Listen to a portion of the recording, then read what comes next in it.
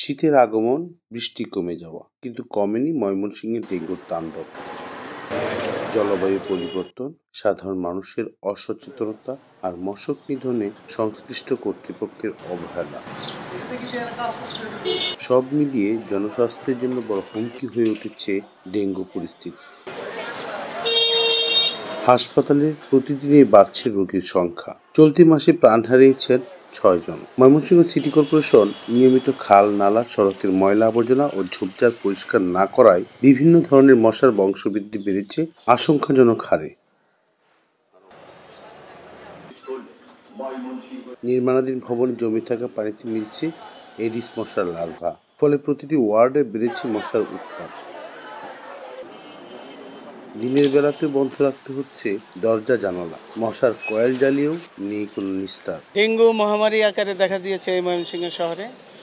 City কর্পোরেশনের পক্ষ থেকে ফগার মেশিনের মাধ্যমে যেভাবে তারা ওষুধ ছিটাচ্ছে, এই ওষুধের কার্যকারিতা কতটুকু এটা জনগণ সন্দিহান। এবং যেভাবে ছেটানো হচ্ছে আমার মনে হয় এইভাবে না ছিটিয়ে প্রতিটি আনাচে কানাচে, যেমন মার্কেট আছে, বাড়িঘর আছে, অনেকের আন্ডারগ্রাউন্ডে ধোঁয়াটা দেওয়া উচিত, মশার ওষুধ দেওয়া উচিত। দুই বাড়ির মাঝখানে যে ফাঁকা জায়গা সেখানে দেওয়া উচিত। এটা না করে শুধু দৃশ্যমান জায়গায় যদি শুধু এই ধোঁয়া দিয়ে মানুষকে দেখানো হয় যে আমরা প্রতিরোধে অংশগ্রহণ করেছি, কাজ করছি, আমার মনে হয় এটা যথেষ্ট নয়। আমাদের জন্য ময়লা আবর্জনার জন্য পুরসভার থেকে লোকজন আছে না কিনেই নাই, তার জন্য আমাদের ট্যাক্স দিতে হবে। এক মাস দিচ্ছি না দেখে 80 টাকা জরিমানাতে ট্যাক্স দিন লাগতেছে। এইসব সুবিধা আমরা কিছুই পাই না, তারপর আমার কাছে ট্যাক্স দিতে হয়। সিটি কর্পোরেশনে কোনো ময়লা পরিষ্কার করার কোনো লোক আসে না, এবং এই যে এই জায়গাটা দেখেন কোনো পরিষ্কার করে না, কোনো স্প্রে ওষুধ দেয় না, তারপরে তারা রাস্তাঘাট পরিষ্কার করে না, এবং এখানে কোনো লোকই আসে না সুদালাপ, এবং তারা বৈশা উদয়ী করে 13 নম্বর পর্যন্ত আসে, কিন্তু 27 নম্বরে আসেই না। তাদের এর জন্য আমাদের মশার জন্য আমরা বসে থাকতে পারি না। বর্তমানে আমাদের ময়মনসিংহ জেলায় ডেঙ্গুর যে ভয়াবহ প্রাদুর্ভাব আমরা দেখতে পাচ্ছি, আমাদের প্রত্যেকের উচিত সচেতনতা।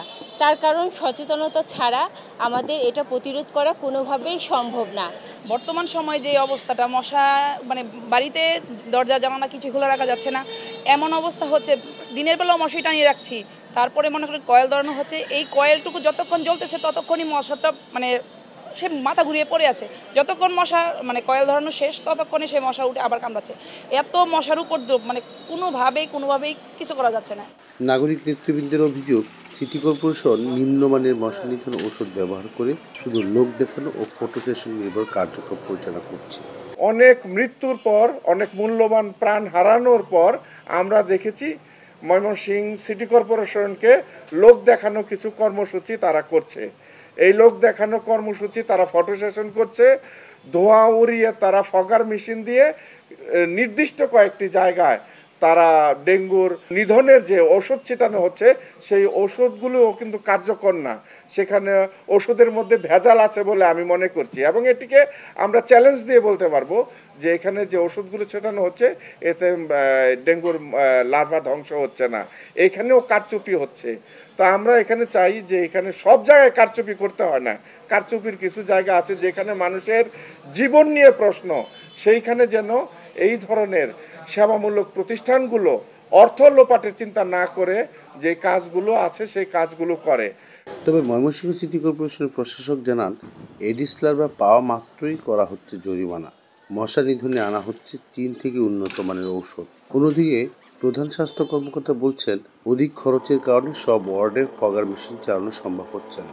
ক্রাশ প্রোগ্রাম নর্মাল যখন শিডিউল থাকে, ক্রাশ প্রোগ্রাম যখন থাকে না, তখন হয়তো সব ওয়ার্ডে যায় না, তখন ডিমান্ড বেসিস চলে। সারা বছরের কথা বলতেছি, রুটিনলি তো এত দেওয়া যাবে না, হিউজ খরচ। তো এটা তো ফুয়েলটা হচ্ছে অকটেন না। ওষুধ কিন্তু গভর্নমেন্ট যে ওষুধ কিনতে বলছে, যেমন ম্যালাথিয়ন কিনতে বলছে, আমরা ম্যালাথিয়নই আনছি।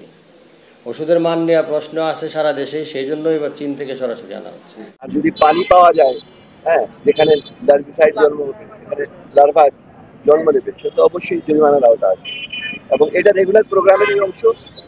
এখন যে ওষুধগুলো ব্যবহার হচ্ছে সেটা কার্যকরী নয়, বা অনেক ক্ষেত্রে দেখা যাচ্ছে যে মশা কমছে না।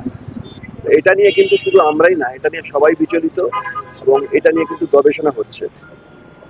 ইতোমধ্যে আমরা যেটা করেছি যে আমরা আরো উন্নত মানের এই লার্ভিসাইড এবং অ্যাডাল্টিসাইড, এই দুইটা যে রাসায়নিক, লার্ভিসাইড যেটা আপনার দিলে ড্রেনের যেটা মশাটা সেটা উপরে উঠতে পারে না, আর অ্যাডাল্টিসাইড যেটা সাধারণত বিকালে বা দুপুরে দেয়, এটা আমরা চায়না থেকে আনার ব্যবস্থা করছি এবং বাংলাদেশ বিমান বাহিনীর সাথে অলরেডি আমাদের একটা G2G একটা কন্ট্রাক্ট হয়েছে, সেটা হয়তো দিন দশেকের মধ্যে চলে আসবে। চলতি মাসেই ময়মনসিংহ মেডিকেল কলেজ হাসপাতালে ডেঙ্গুতে আক্রান্ত হয়ে মারা গেছেন 6 জন। চিকিৎসাধীন আছেন আরও 74 জনের বেশি রোগী। ডেঙ্গুর এই বিস্তার রোধে জরুরি ভিত্তিতে কার্যকর অভিযান ও জনসচেতনামূলক পদক্ষেপ দাবিকারী আবুল মনসুর, এশিয়ান টিভি, ময়মনসিংহ। আবুল মনসুর, আমগর বার্তা, ময়মনসিংহ।